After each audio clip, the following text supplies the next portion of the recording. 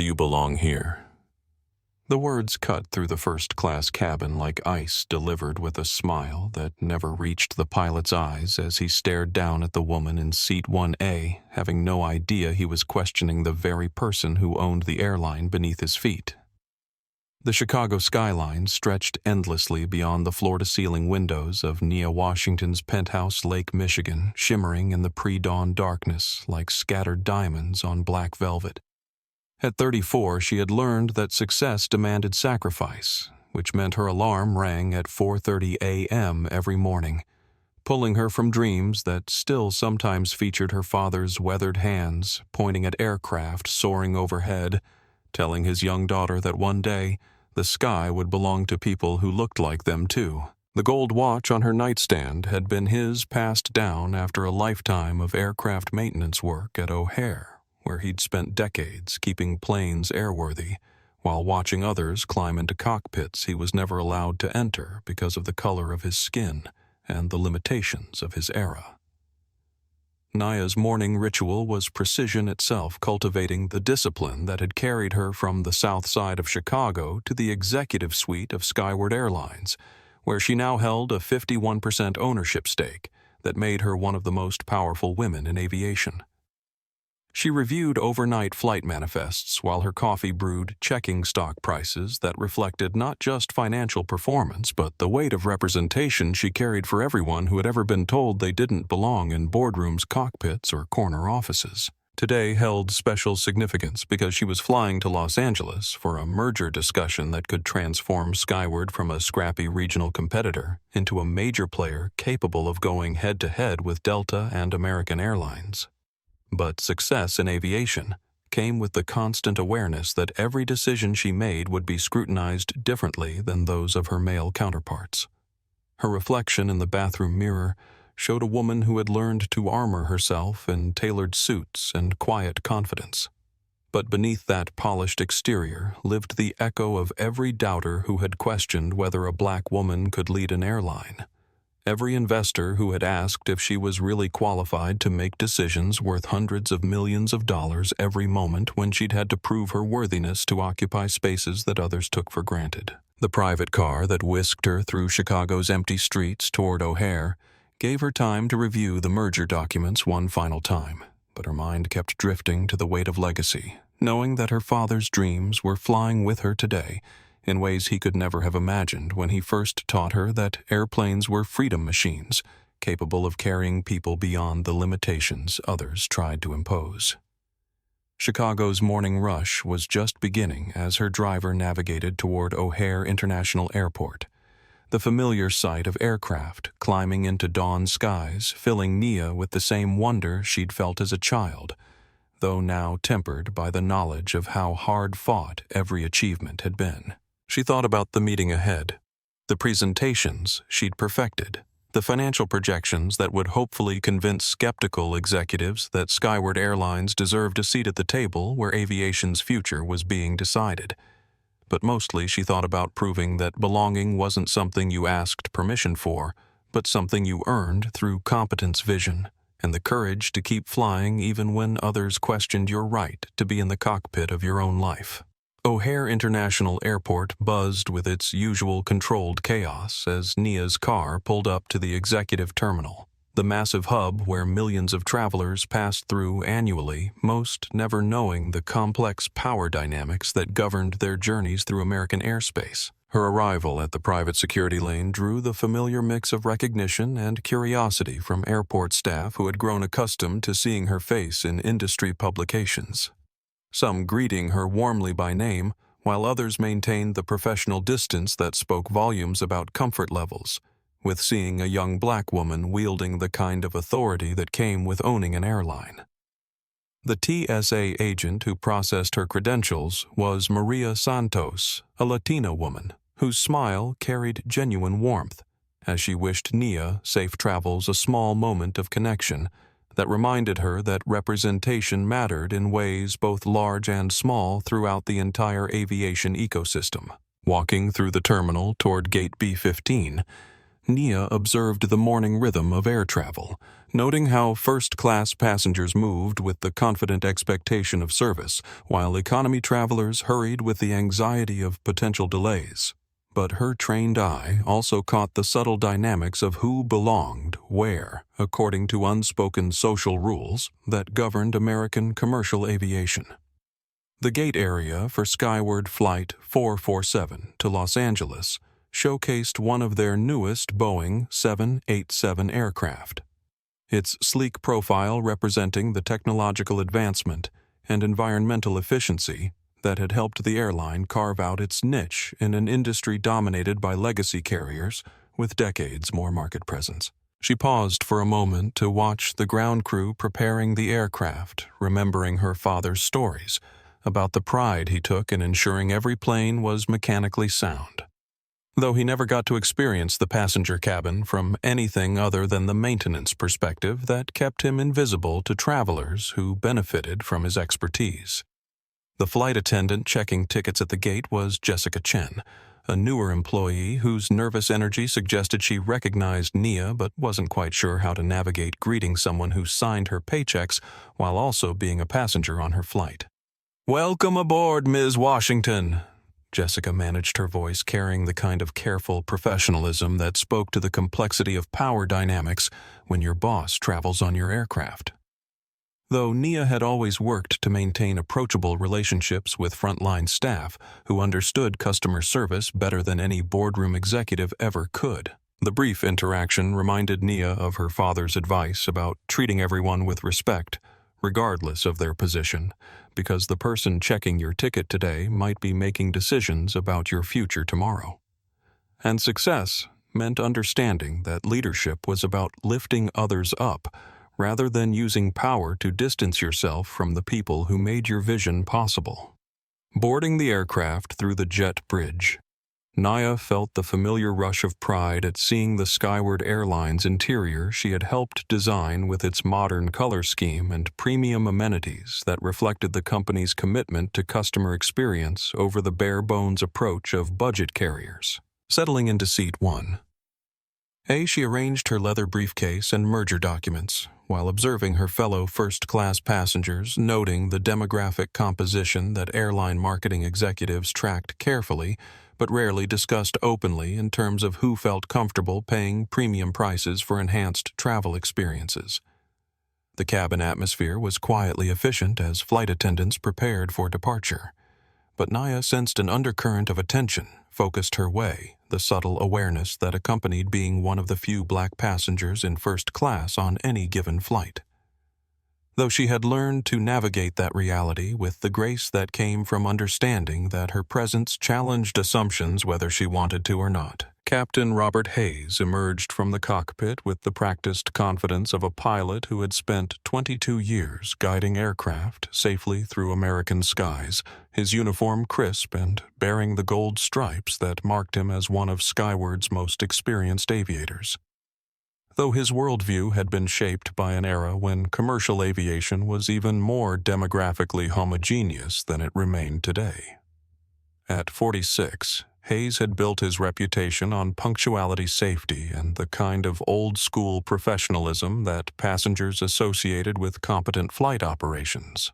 But his understanding of belonging in premium cabin spaces had been formed through decades of serving passengers who fit a particular demographic profile that rarely included young black women traveling alone in first class. His pre-flight passenger greeting was a ritual he performed on every flight moving down the aisle with polite nods and brief interactions that helped establish his authority while reassuring travelers that their safety was in capable hands. Though today something about the woman in seat 1 struck him as requiring additional attention. Nia looked up from her laptop as Hayes approached her, expression pleasant but focused on the merger documents that would define Skyward's future, unaware that the next 60 seconds would transform a routine flight into a viral moment that would reshape conversations about bias in American commercial aviation. Hayes paused beside her seat, his internal monologue running through assumptions that he would later recognize as deeply problematic, but in the moment felt like reasonable questions about how a young black woman had ended up in the most expensive seat on his aircraft. "Good morning, ma'am," he said with the kind of measured politeness that flight crews use to maintain professional boundaries while gathering information. Though Nia's experienced ear detected something beyond routine courtesy in his tone that made her close her laptop and give him her full attention. "Good morning, Captain," Nia replied, her voice carrying the warm professionalism she had cultivated through years of navigating spaces where her presence was questioned, though she had learned to read the subtle signs that preceded moments when someone would challenge her right to be wherever she had earned the right to be. Hayes cleared his throat, glancing around the first-class cabin as if confirming something before returning his attention to her, his next words emerging from assumptions so deeply ingrained that he didn't recognize them as discriminatory until much later when the consequences forced him to examine beliefs he had never questioned. "I just wanted to make sure you know you're in the correct seat," he said, the false helpfulness in his voice barely masking his skepticism about whether she belonged in one, though his phrasing suggested concern about her confusion, rather than his own biases about who typically occupied premium cabin space. The moment stretched between them, as Nia felt the familiar tightness in her chest that accompanied these encounters, the split-second decision between confronting discrimination directly or managing the situation diplomatically to avoid becoming the angry black woman stereotype that could undermine her authority in ways her white male counterparts never had to consider. "I'm exactly where I'm supposed to be," she replied evenly, though her hands moved instinctively toward her briefcase where ownership documents lay ready, years of experience having taught her that proving her legitimacy was often the price of accessing spaces others took for granted. Hayes's expression shifted as he processed her confidence, his training as a pilot telling him to de-escalate while his assumptions insisted that something wasn't right about this situation, leading him to double down with a question that would haunt him for years to come. "Do you belong here?" The words escaped before Hayes fully considered their implications, delivered with a smile that didn't reach his eyes as he gestured toward the first-class cabin, his tone carrying the kind of polite condescension that marginalized people recognized immediately, but that privileged individuals often dismissed as misunderstanding or oversensitivity. Other passengers began to sense the tension, conversations quieting as heads turned toward the exchange phones, appearing discreetly as travelers recognized that something significant was unfolding in seat 1A. Nia felt the question like a physical blow, not just because of its immediate insult, but because it echoed every moment in her career when someone had questioned her qualifications, her intelligence, her right to lead, her worthiness, to occupy positions of power that required proving herself repeatedly, while others were assumed to belong based purely on their appearance and demographics. Nia's hands remained steady as she reached into her leather briefcase, though her heart pounded with the controlled fury of someone who had spent decades preparing for moments exactly like this one, when her ownership of spaces others took for granted would be challenged by people who had never questioned their own right to belong anywhere they chose to go. The ownership documents she withdrew were crisp and official, bearing the seal of the Securities and Exchange Commission and the signatures of lawyers who had structured the deal that made her the majority stakeholder in Skyward Airlines, though she had never imagined she would need to present these papers to her own pilot in the first-class cabin of her own aircraft. Captain Hayes accepted the documents with growing confusion as his eyes scanned the legal language that spelled out Nia Washington's 51% ownership stake in the airline that employed him, the aircraft that surrounded him, and the very seat he had questioned her right to occupy his face, cycling through disbelief, embarrassment, and the dawning horror of someone who had just made a career-ending mistake. "I'm Nia Washington," she said with quiet dignity, her voice carrying the authority of someone who had built an airline from regional routes into a national competitor through vision, determination, and the kind of strategic thinking that boardrooms respected, regardless of who possessed it. Though her path to this moment had required proving herself repeatedly in ways her male counterparts had never been asked to demonstrate.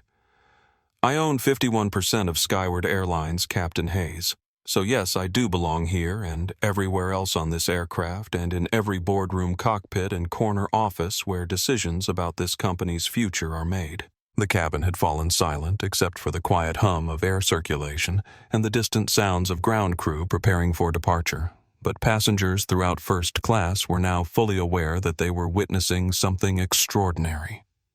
Something that would be talked about, shared, and remembered long after the flight reached Los Angeles.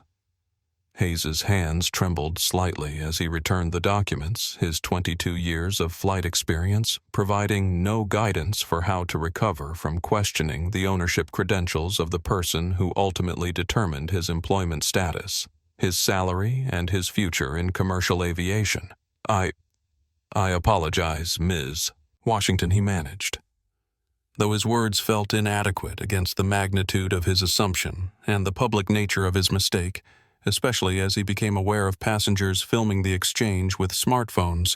that would soon transform this private moment of bias into a viral demonstration of discrimination in American commercial aviation. The flight attendant Jessica Chen stood nearby, her eyes wide with understanding of what she had witnessed and its implications not just for Captain Hayes, but for conversations about bias assumptions and belonging that would ripple far beyond this aircraft. Nia tucked the ownership papers back into her briefcase with the same calm deliberation she brought to boardroom negotiations worth hundreds of millions of dollars. Though inside, she felt the familiar exhaustion that came with having to prove her worthiness to exist in spaces she had created, funded, and shaped according to her vision. "Thank you for your concern about passenger seating,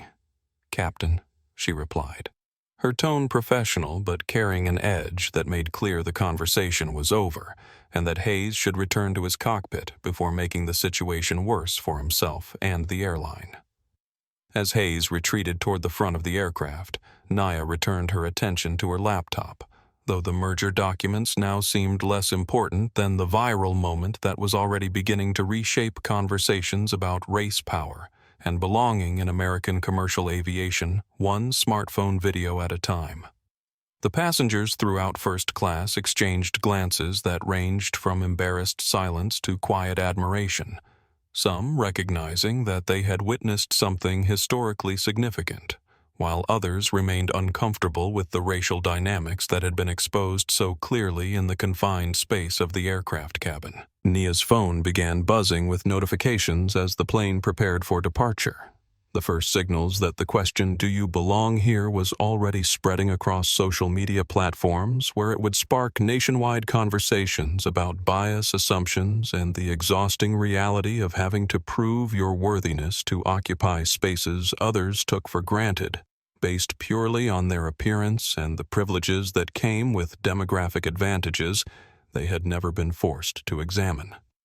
45 minutes into the flight from Chicago to Los Angeles, Skyward Flight 447 encountered severe turbulence that went far beyond the routine bumps passengers expect during commercial aviation, the aircraft lurching through air pockets with enough violence to send coffee cups sliding across tray tables and oxygen masks trembling in their overhead compartments like warning signals of something more serious than weather disturbances. Nia gripped her armrests while accessing the airline's operational systems through her laptop, her majority ownership granting her real-time access to flight data that revealed course corrections and altitude changes that should have been implemented earlier to avoid the worst of the storm system now buffeting the Boeing 787.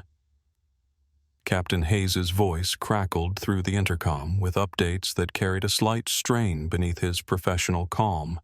his decision-making seeming delayed in ways that made Nia wonder whether the confrontation over her seating had affected his judgment during critical flight operations, a concern that went beyond personal offense into the realm of passenger safety and pilot competency. The cabin atmosphere grew increasingly tense as the turbulence continued for longer than normal, passengers throughout first class and economy gripping their seats, while flight attendants moved carefully through the aisles, securing loose items and offering reassurance that failed to mask their own concerns about the unusual severity of the rough air. Nia's trained understanding of aviation operations told her that experienced pilots typically navigated around major weather systems rather than flying through them. But her access to the flight management data showed routing decisions that seemed to prioritize schedule adherence over passenger comfort, possibly indicating that Hayes was distracted by the embarrassment of his earlier interaction with the airline's owner. Her smartphone continued buzzing with notifications from her communications team as the aircraft pitched and rolled through turbulent skies, messages indicating that video of Hayes questioning her belonging in first class was already spreading across social media platforms, where it was generating thousands of comments, shares, and reactions from people who recognized the familiar sting of having their legitimacy questioned in professional and public spaces. Jessica Chen, the flight attendant who had witnessed the initial confrontation, approached Nia's seat during a brief lull in the turbulence, her expression mixing concern for passenger comfort with awareness that she was serving someone whose position in the company hierarchy made every interaction potentially significant. "Ms. Washington, are you comfortable?" Jessica asked, though her eyes conveyed understanding that comfort was relative when you were experiencing both atmospheric turbulence and the emotional aftermath of public discrimination, especially when that discrimination was being captured and shared by passengers whose smartphones had transformed private moments into viral content.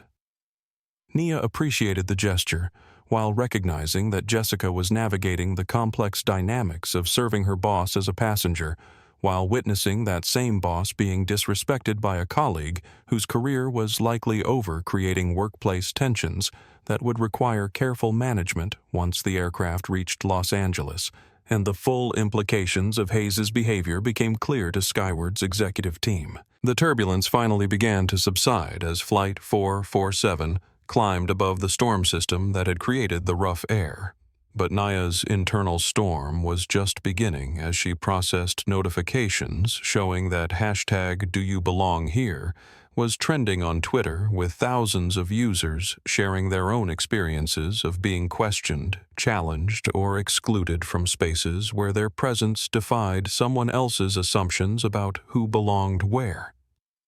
Her merger documents lay temporarily forgotten as she realized that a routine business flight had become something much larger, a viral moment that would define not just her leadership of Skyward Airlines,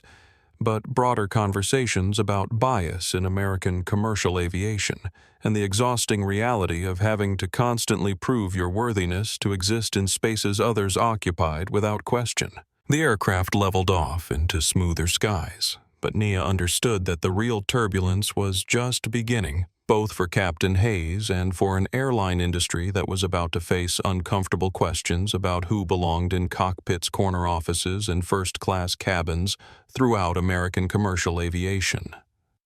The Wi-Fi connection on Flight 447 transformed Nia's smartphone into a portal, revealing how quickly 21st-century communication could amplify moments of discrimination into national conversations. Her notification feed flooding with messages from Skyward's communications team board members and media outlets requesting comment on a video that had already accumulated over 50,000 views across multiple social media platforms. Oliver Chen, a freelance journalist seated in business class, had captured the exchange between Nia and Captain Hayes with the kind of smartphone footage that often sparked nationwide discussions about race power and belonging.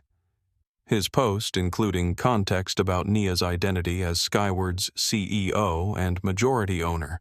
that transformed a simple case of passenger discrimination into something much more complex and politically significant. The hashtag #DoYouBelongHere was spreading exponentially as users shared their own stories of being questioned in spaces where their presence challenged other people's assumptions, from boardrooms to country clubs, from first-class cabins to corner offices, where the question carried generations of exclusion and marginalization. Sarah Martinez, Skyward's communications director, was sending urgent updates through encrypted messaging as the airline's crisis management team assembled to address a public relations situation that had evolved far beyond standard passenger complaint protocols into something requiring immediate executive attention and careful strategic response. Her messages painted a picture of rapidly escalating media interest with requests for interviews from CNN, NBC, and major aviation trade publications, while social media engagement metrics showed the kind of viral momentum that could reshape public perception of skyward airlines within hours, rather than the weeks or months typically required for significant reputation shifts in commercial aviation. The passenger seated across from Nia kept glancing her way with expressions that mixed curiosity, sympathy, and the uncomfortable awareness that he was sharing cabin space with someone who had become the center of national attention while simply trying to travel for a business meeting in Los Angeles. Flight attendant Jorge Martinez approached Nia's seat with the careful professionalism that airline employees used when serving passengers whose situations required extra sensitivity. His brief conversation revealing that business-class passengers were discussing the incident with reactions ranging from outrage to discomfort, while several travelers had approached flight attendants, asking whether the viral video accurately represented what had occurred in first class. "Some passengers are expressing support for you, Miss Washington," Jorge said quietly, his tone suggesting that not all reactions were positive, but that many travelers recognized the discrimination they had witnessed, especially those who had experienced similar questioning of their legitimacy in professional or social settings where their presence defied demographic expectations. His information confirmed what Nia's social media monitoring already suggested, that the incident was resonating with people whose own experiences of exclusion made them immediately understand the harm embedded in Hayes's seemingly polite question about belonging. The aircraft's descent toward Los Angeles International Airport began as Nia reviewed text messages from board president David Chen requesting an emergency meeting upon landing, his carefully neutral language failing to disguise concern about potential corporate liability and reputational damage from an incident involving racial discrimination at the highest levels of company leadership. Her phone screen displayed a Twitter notification showing that the original video had now surpassed 100,000 views, with engagement rates indicating the kind of widespread sharing that transformed individual incidents into cultural moments, while news aggregation sites were beginning to pick up the story with headlines that would shape public understanding of what had occurred during the flight from Chicago. Nia realized that what had begun as a routine business trip to discuss merger opportunities had evolved into something much more significant, a viral demonstration of bias that would require careful navigation through media attention, legal considerations, and the broader implications for her leadership of an airline now facing intense scrutiny about discrimination at the executive level. Los Angeles International Airport appeared beneath Flight 447's wings as the aircraft began its descent through the clear California sky. But Nia could see news vans and camera crews assembling near the terminal building, where her arrival would be captured by media outlets that had mobilized with remarkable speed to cover a story that had evolved from airline incident to national conversation about discrimination in commercial aviation. The captain's final announcement over the intercom was notably impersonal, avoiding any acknowledgement of the earlier confrontation while maintaining the professional tone that passengers expected. Though everyone aboard understood that the routine landing procedures masked extraordinary circumstances that would reshape careers, corporate policies, and public discussions about bias in American business leadership. Sarah Martinez met Nia at the jet bridge with a crisis communications briefing that painted a stark picture of the situation awaiting them. Skyward's stock price had dropped 3% in after-hours trading. Board members were fielding calls from concerned investors, and media requests were flooding in from outlets, ranging from local news stations to national networks interested in the story's implications for diversity and inclusion in corporate America. The terminal corridor buzzed with an energy that went beyond typical LAX activity, as passengers and airport employees recognized Nia from the viral video, some offering supportive nods, while others maintained carefully neutral expressions that suggested discomfort with the racial dynamics that had been exposed so publicly during what should have been a routine commercial flight. Sarah's briefing continued as they walked toward baggage claim, her information revealing that Skyward's corporate communications team was already drafting statements addressing the incident, while legal counsel advised caution about admitting liability or making promises about disciplinary action that could complicate potential employment law issues if Captain Hayes chose to contest whatever consequences emerged from the investigation.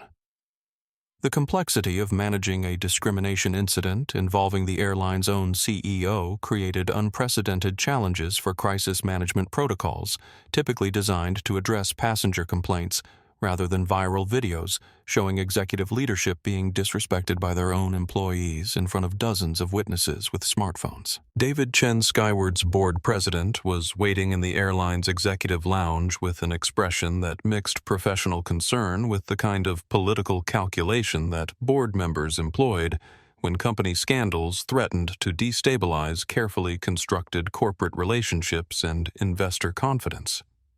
His greeting was warm but formal, acknowledging Nia's personal experience while immediately shifting focus to institutional damage control and the need for measured responses that would protect Skyward's reputation without inflaming an already volatile situation that had captured national attention. "The board is concerned about the implications," Chen said carefully, his language suggesting that some directors were questioning whether Nia's decision to confront Hayes publicly had been strategically wise, given the potential for extended media coverage that could overshadow the company's business achievements, with discussions about racial bias at the executive level that many corporate leaders preferred to address through private channels rather than public accountability. The black SUV carrying Nia and Sarah through Los Angeles traffic provided temporary respite from the media attention.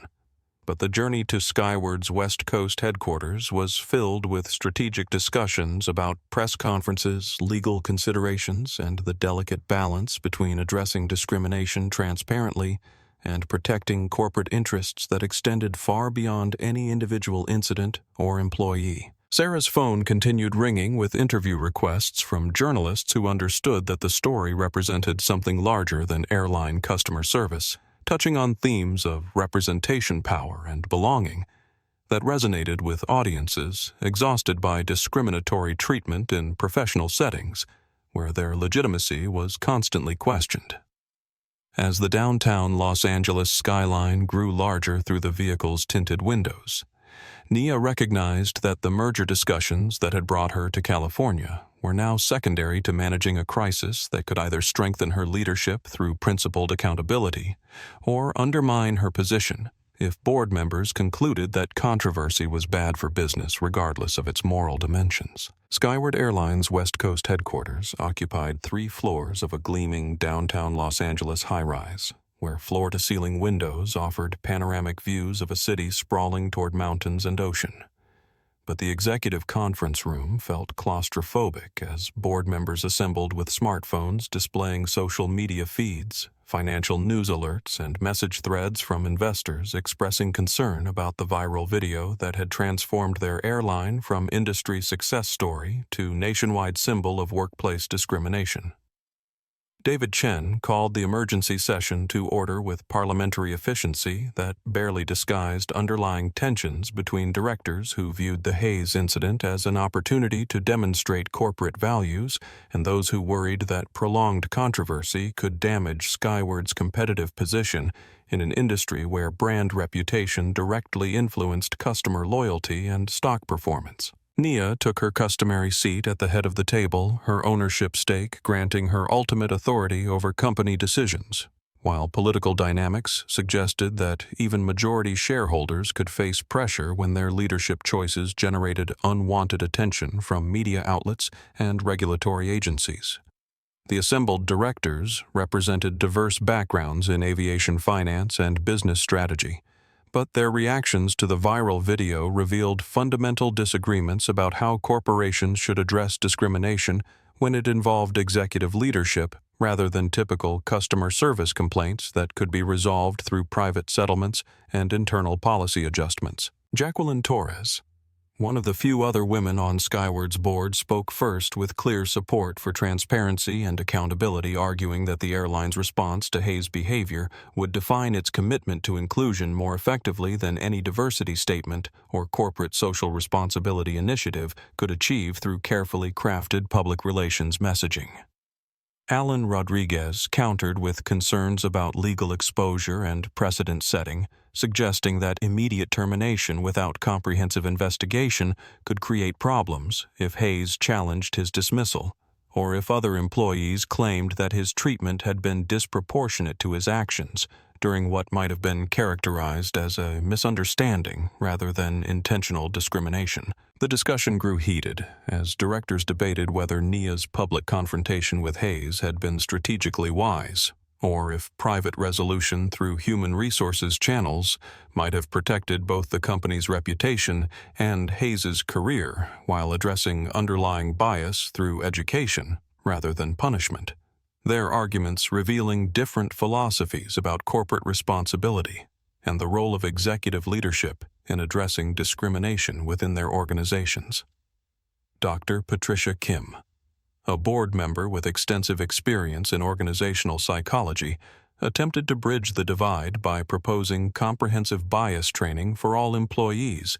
while acknowledging that Hayes's behavior had crossed professional boundaries regardless of his intentions or previous service record. Her suggestion receiving mixed reactions from directors who remained split between accountability and damage control approaches to managing the crisis. The meeting stretched past its scheduled time as board members wrestled with legal advice, public relations considerations, and philosophical questions about whether corporations should lead social change or focus primarily on shareholder returns while addressing discrimination through minimum compliance with employment law requirements.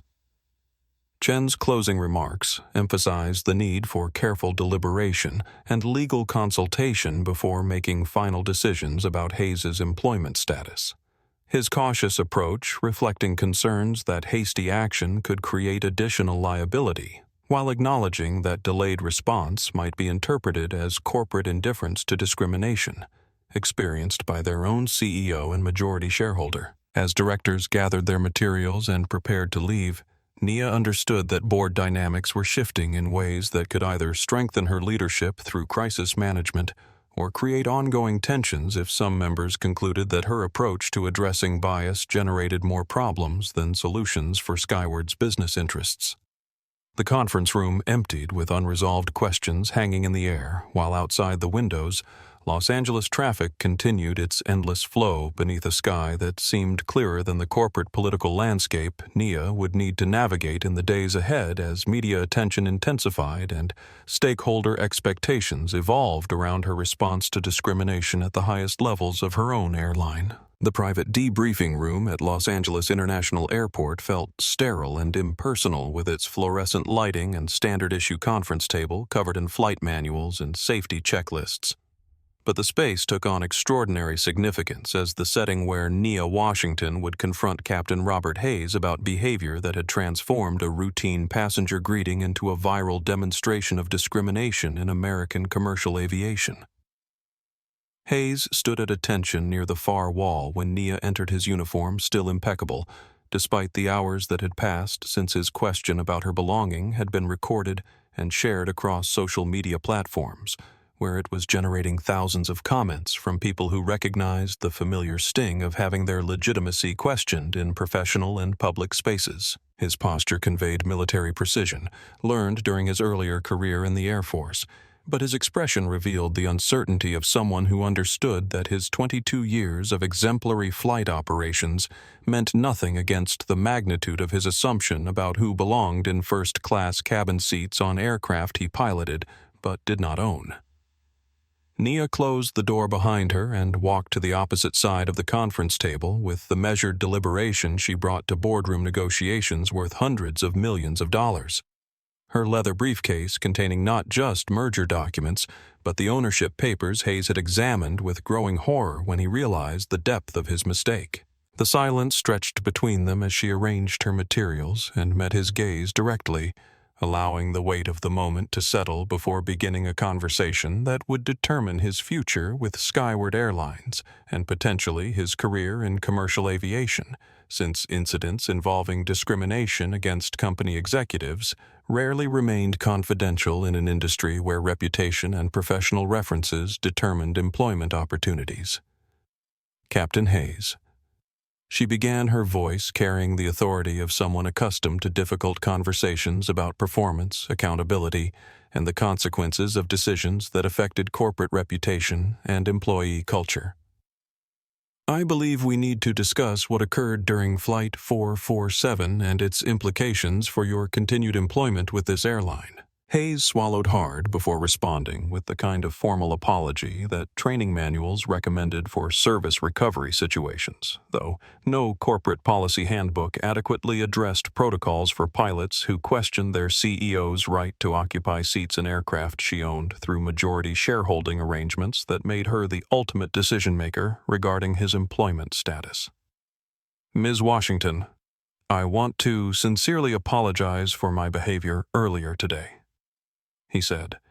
his voice trembling slightly with the recognition that careers could end based on moments of poor judgment that revealed unconscious biases about race, gender, and belonging in spaces where demographic assumptions shaped interactions more than professional competency or customer service standards. His words felt rehearsed, despite being genuine, the product of hours spent contemplating how to express remorse for actions he was only beginning to understand in terms of their broader implications for workplace culture and the experiences of marginalized employees who faced similar questioning of their legitimacy on a daily basis.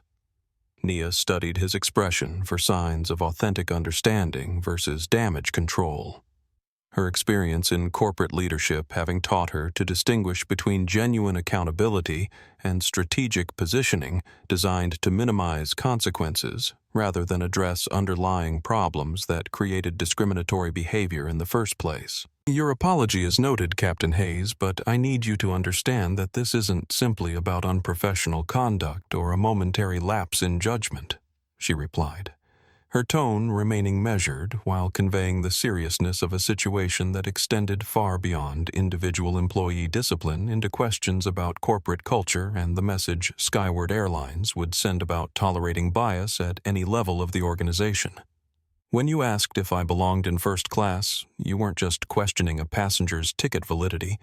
You were expressing assumptions about race and legitimacy that have excluded people who look like me from opportunities, positions, and spaces throughout American business history. The conversation continued for 30 minutes as Nia explained the broader context of his behavior, while Hayes struggled to comprehend how a question that felt reasonable in the moment could carry such historical and cultural weight, his growing understanding of unconscious bias emerging through a dialogue that was both personally difficult and professionally necessary for addressing discrimination in aviation industry workplaces.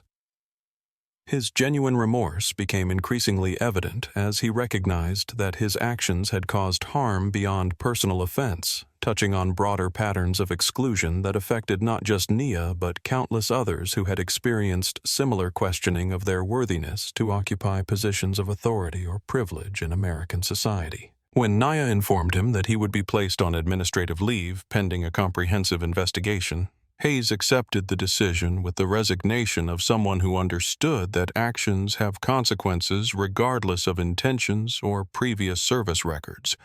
that had never before required examination of unconscious biases about who belonged where in the complex hierarchy of commercial aviation. The press conference room at Los Angeles International Airport had been hastily arranged to accommodate the growing media interest in a story that had evolved from airline incident to national conversation about discrimination in corporate America, with camera crews from CNN and NBC and local television stations setting up equipment while print journalists and bloggers claimed seats in the front rows where they could capture every word of Nia Washington's first public comments about Captain Hayes' behavior and Skyward Airlines' response to viral video that had been viewed over 200,000 times across multiple social media platforms. Sarah Martinez stood near the podium reviewing final talking points, while Nia prepared for questions that would range from supportive to hostile depending on reporters' perspectives about corporate accountability, racial bias, and whether her decision to address the incident publicly represented principled leadership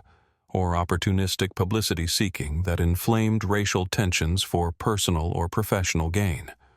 Oliver Chen, the freelance journalist whose original video had sparked the national conversation, sat in the second row, taking notes with the focused attention of someone who understood that his documentation of discrimination had created something much larger than a typical passenger complaint, his presence serving as a reminder that citizen journalism and social media had transformed how quickly incidents of bias could become public knowledge that demanded institutional response rather than private settlement. Nia approached the podium with the same composure she brought to investor presentations and board meetings. Her navy blue suit and understated jewelry projecting professional authority, while her expression conveyed both personal dignity and corporate responsibility for addressing behavior that fell far short of Skyward Airlines' stated commitment to treating all passengers and employees with respect, regardless of their demographic characteristics or background. "Good morning, Nia," began her voice clear and confident, despite the unusual circumstances that had brought dozens of journalists to airport conference room, typically reserved for routine corporate announcements about route expansions or aircraft purchases rather than discrimination incidents involving company executives and their own employees. "I'm here to address the incident that occurred yesterday on Skyward Flight 447 from Chicago to Los Angeles, where Captain Robert Hayes questioned my presence in first class in a manner that was both professionally inappropriate and personally harmful not just to me, but to everyone who has experienced similar questioning of their legitimacy in spaces where their belonging was challenged based on assumptions about race, gender, or other characteristics that have historically been used to exclude qualified individuals from opportunities they had earned." The first question came from a CNN correspondent who asked about immediate consequences for Hayes, prompting Nia to explain Skyward's investigation process, while emphasizing that accountability would be balanced with due process rights that protected all employees from arbitrary discipline, though she made clear that discriminatory behavior would not be tolerated at any level of the organization regardless of previous performance records or length of service with the airline. A reporter from the Los Angeles Times pressed her about criticism on social media, suggesting that she was exploiting the incident for publicity purposes, a question that clearly irritated Nia, though she responded with professional composure, while pointing out that addressing discrimination publicly was necessary for creating change, rather than allowing bias to persist through private settlements that avoided accountability while perpetuating harmful behaviors. Oliver Chen's question drew particular attention as he identified himself as the passenger who had recorded the original video. His inquiry, focusing on whether Nia believed individual incidents like Hayes's behavior reflected broader problems within the aviation industry, or represented isolated cases of personal bias that could be addressed through employee education and corporate policy changes.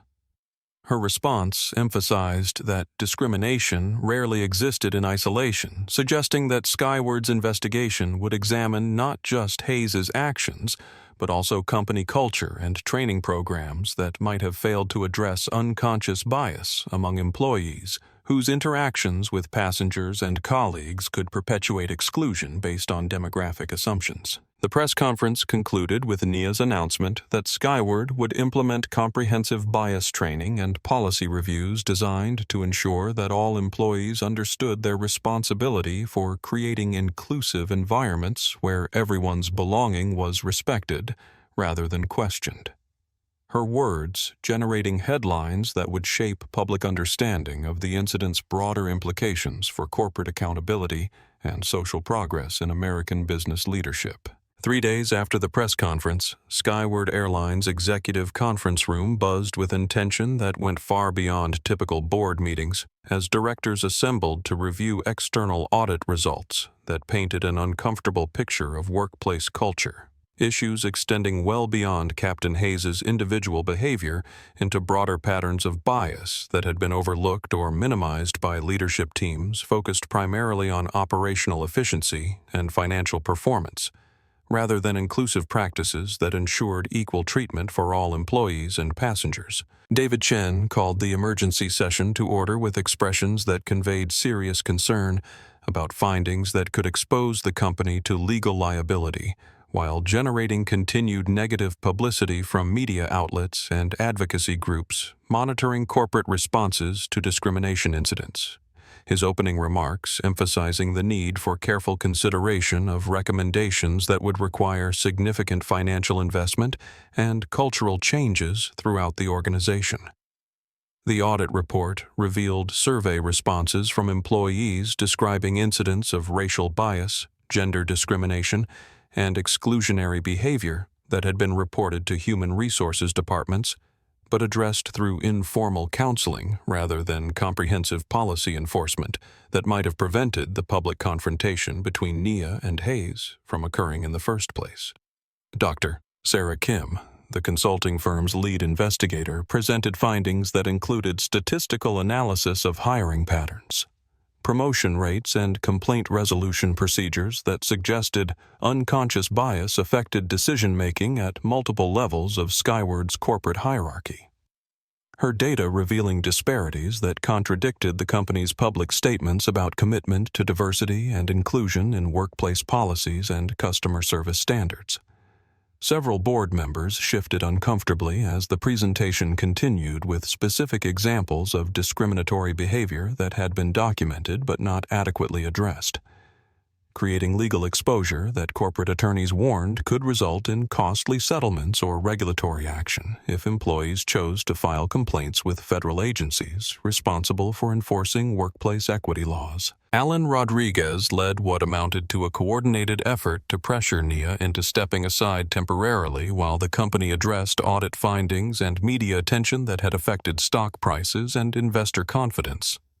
His arguments focusing on optics and damage control rather than the underlying discrimination that had created the crisis in the first place. Sometimes leadership requires sacrificial decisions for the greater good of the organization. Rodriguez said his words carefully chosen to avoid direct criticism, while suggesting that Nia's continued presence as CEO might prevent Skyward from moving past controversy that had transformed the airline from industry success story to symbol of workplace bias in corporate America. Other board members joined the discussion with varying degrees of support for Rodriguez's position,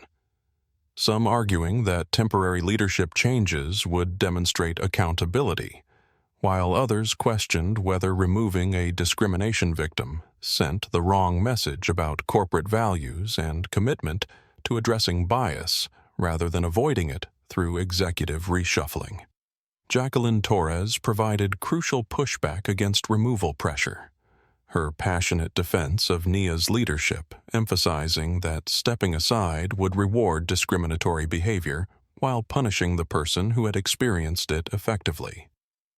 telling other employees and passengers that raising concerns about bias could result in professional consequences rather than institutional support for equality and inclusion. We're essentially asking our CEO to resign because one of our pilots questioned her right to sit in first class on her own airline, Torres said, her voice rising with indignation at the logic that would sacrifice principled leadership to appease stakeholders, uncomfortable with confronting discrimination directly rather than managing it through public relations strategies designed to minimize controversy without addressing root causes. The heated debate continued for over 2 hours as directors wrestled with competing pressures from investors, concerned about stock performance employees watching to see how leadership would respond to bias and public attention that had made Skyward's handling of the Hayes incident a test case for corporate accountability in addressing workplace discrimination. When Rodriguez finally called for a formal vote of no confidence,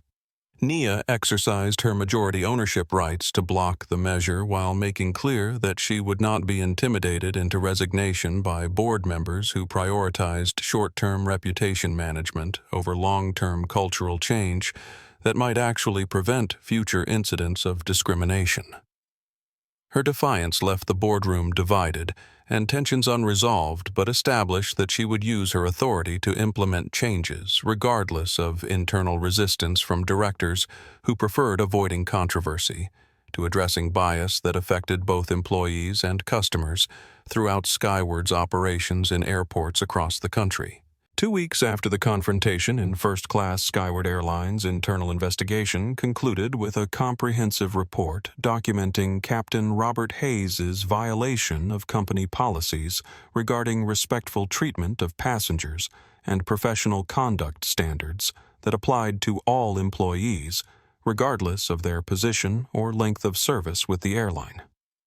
The 47-page document detailed interviews with passengers who witnessed the incident, flight attendants who observed Hayes' behavior, and aviation industry experts who confirmed that questioning passenger legitimacy based on demographic assumptions constituted discrimination that could expose airlines to legal liability under federal civil rights laws governing public accommodations and commercial aviation. Hayes had cooperated fully with the investigation process, participating in multiple interviews, where he acknowledged that his actions were inappropriate and expressed genuine remorse for behavior that he was beginning to understand in terms of its broader implications for workplace culture and the experiences of marginalized employees who faced similar questioning of their belonging on a daily basis. The investigation team's recommendations were unambiguous. Hayes's employment should be terminated immediately based on policy violations that were serious enough to warrant dismissal,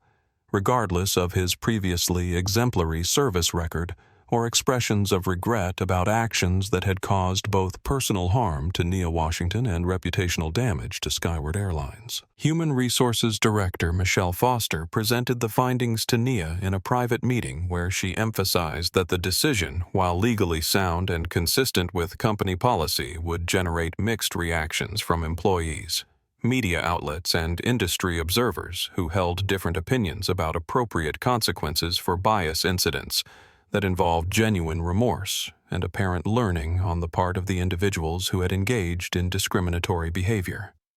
The termination recommendation created a moment of profound reflection for Nia, who found herself weighing justice against compassion while considering the broader message that Skyward's response would send about corporate accountability and the seriousness of addressing unconscious bias in workplace interactions. Hayes had called Nia personally the evening before she received the formal investigation report, his voice carrying the weight of someone who understood that his career in commercial aviation was ending, but wanted to express gratitude for what he described as an educational experience that had opened his eyes to biases he had never recognized or examined in over 2 decades of flight operations. "I've been reading about microaggressions and unconscious bias," he told her during their 15-minute conversation, his tone mixing regret with genuine appreciation for learning that had come at enormous personal cost. "And I realize now that I've probably made assumptions about passengers throughout my career that caused harm I never recognized or acknowledged." His words revealed someone who had moved beyond defensive explanations toward authentic understanding of how individual actions contributed to broader patterns of exclusion that affected not just airline executives but countless ordinary travelers who faced similar questioning of their legitimacy in spaces where their presence defied someone else's demographic assumptions. Despite Hayes's apparent growth and sincere remorse, Nia concluded that Skyward's response needed to prioritize accountability over individual redemption, understanding that her decision would be scrutinized by employees, customers, and industry observers who were watching to see whether corporate leaders would follow through on commitments to address discrimination with meaningful consequences rather than symbolic gestures that avoided the difficult work of changing workplace culture. When she signed the termination papers, Nia felt a complex mix of sadness and resolution, recognizing that Hayes had become genuinely remorseful while maintaining that personal growth did not eliminate professional consequences for behavior that had violated company policy and caused harm to both individuals and the broader corporate community that looked to leadership for guidance about acceptable conduct in diverse workplaces. The public announcement of Hayes' termination generated predictably mixed reactions across social media platforms and news outlets, with some critics arguing that dismissal was excessive punishment for what they characterized as a misunderstanding, while supporters praised Skyward's accountability and commitment to creating workplace environments where discrimination would not be tolerated, regardless of the intentions or subsequent education of employees who engaged in biased behavior. Hayes' final email to Nia thanked her for handling the situation with what he called fairness and dignity. His message acknowledging that losing his job had been the wake-up call I needed to examine biases I didn't even know I had, though he recognized that personal learning did not erase the harm caused by his assumptions about who belonged in first-class cabin seats on aircraft operated by airlines with diverse customer bases and inclusive corporate values. 6 months after Captain Hayes' termination, Nia Washington stood before Skyward Airlines' board of directors, presenting Project Skyrise, a comprehensive 3-year initiative designed to transform corporate culture through mandatory bias training, diversified leadership recruitment, and accountability systems that would prevent discrimination incidents from occurring, rather than simply responding to them after the fact. The presentation materials filled 89 pages with detailed implementation timelines, budget projections, and measurable outcomes that would track progress toward creating an inclusive workplace where employees and passengers could expect respectful treatment regardless of their demographic characteristics or background. Her proposal, representing the most ambitious diversity and inclusion initiative in commercial aviation history. Board members reviewed financial projections showing initial costs of $12 million annually for training programs, consultant fees, and system upgrades that would integrate bias awareness into every aspect of airline operations, from hiring processes to customer service protocols. Though Nia's analysis demonstrated long-term returns through improved employee retention, customer loyalty, and brand differentiation in an increasingly competitive industry where corporate values influenced consumer choices. David Chen raised concerns about shareholder reactions to significant expenditures on diversity programming during a period when airlines faced pressure to reduce costs and maximize profitability. But Nia countered with market research showing that younger travelers and diverse customer segments increasingly chose airlines based on corporate social responsibility records rather than price alone. Jacqueline Torres provided strong support for the initiative while emphasizing that bias training needed to address unconscious assumptions at all organizational levels, from ground crew interactions with passengers to executive decision-making, about route planning and marketing strategies that could inadvertently exclude or alienate potential customers from communities that had historically been underserved by commercial aviation. Alan Rodriguez continued his pattern of resistance by questioning whether comprehensive culture change was necessary when individual employee discipline could address discriminatory behavior more efficiently. His arguments revealing fundamental disagreements about whether corporate responsibility extended beyond legal compliance into proactive efforts to create inclusive environments. The debate extended across 2 board meetings as directors wrestled with philosophical questions about corporate purpose while reviewing implementation details that would affect every aspect of Skyward's operations, from recruitment advertising that actively sought diverse candidates to performance evaluation criteria that included inclusive behavior as a measurable competency for promotion and advancement opportunities. Dr. Patricia Kim contributed organizational psychology expertise about culture change processes, emphasizing that sustained transformation required consistent leadership commitment over multiple years, rather than short-term initiatives that might generate positive publicity without addressing underlying bias that created discriminatory incidents in the first place.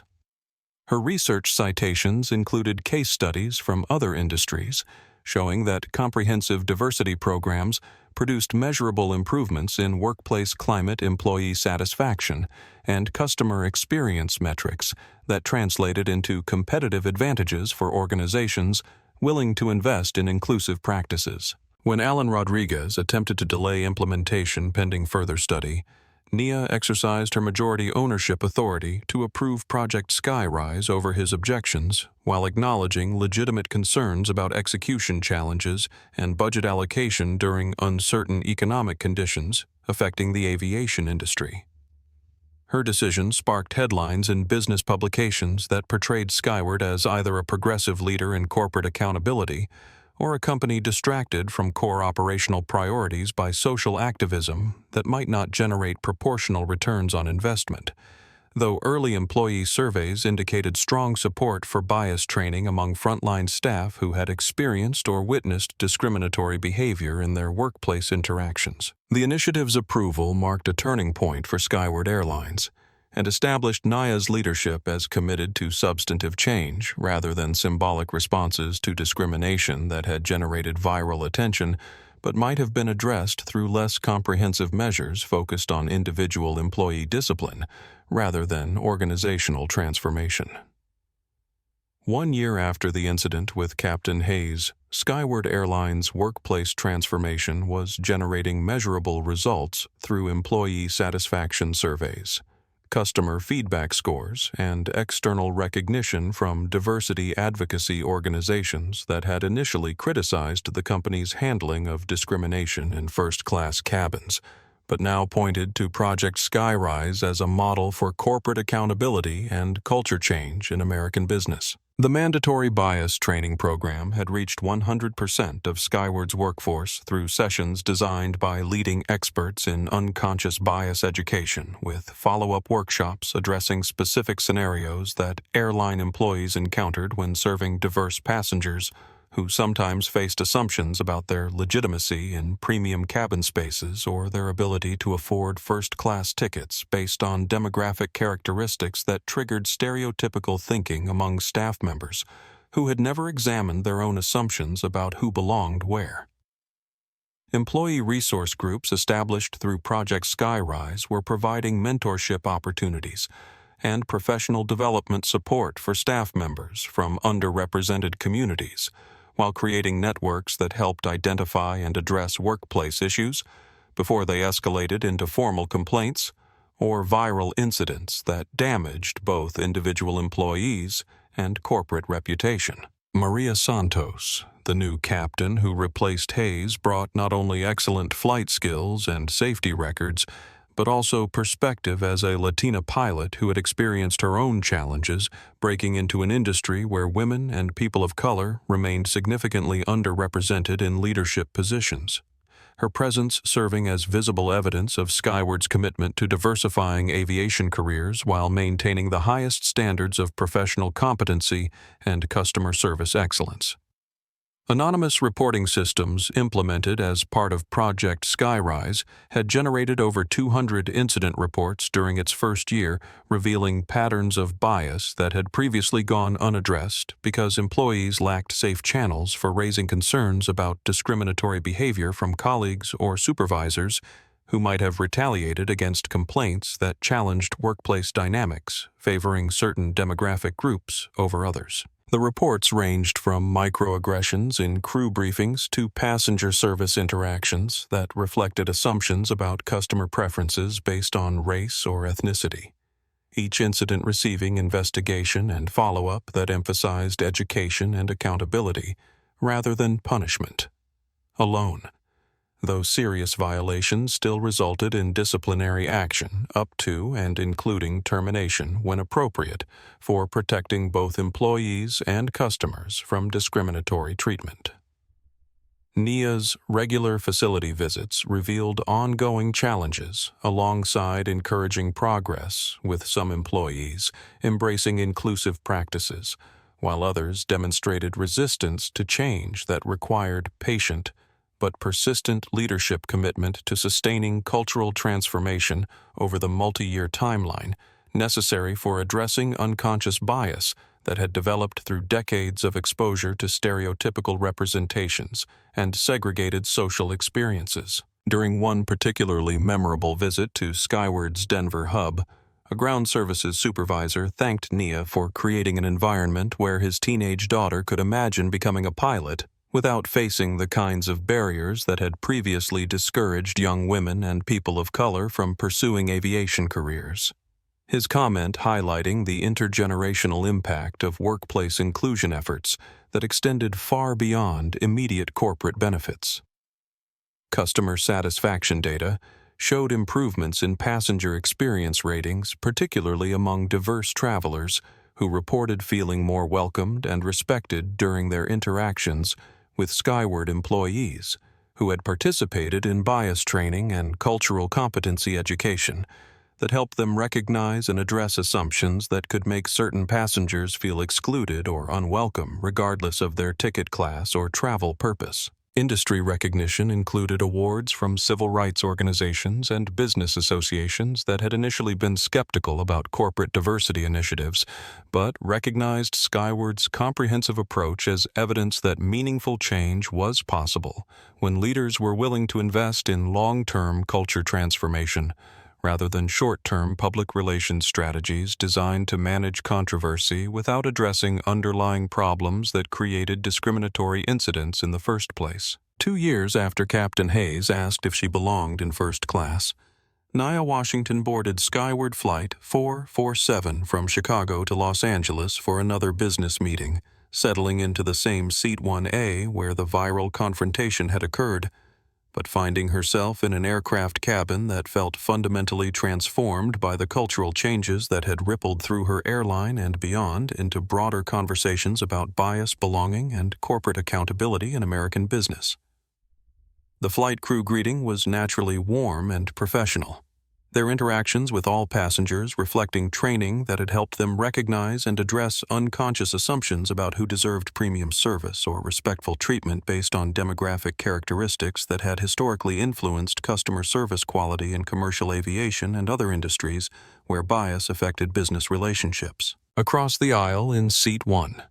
C, an 8-year-old black girl named Kennedy, traveled with her mother, Dr. Angela Foster, a surgeon heading to a medical conference in Los Angeles, their presence in first class generating no unusual attention from flight attendants who had learned to see passenger diversity as normal rather than noteworthy.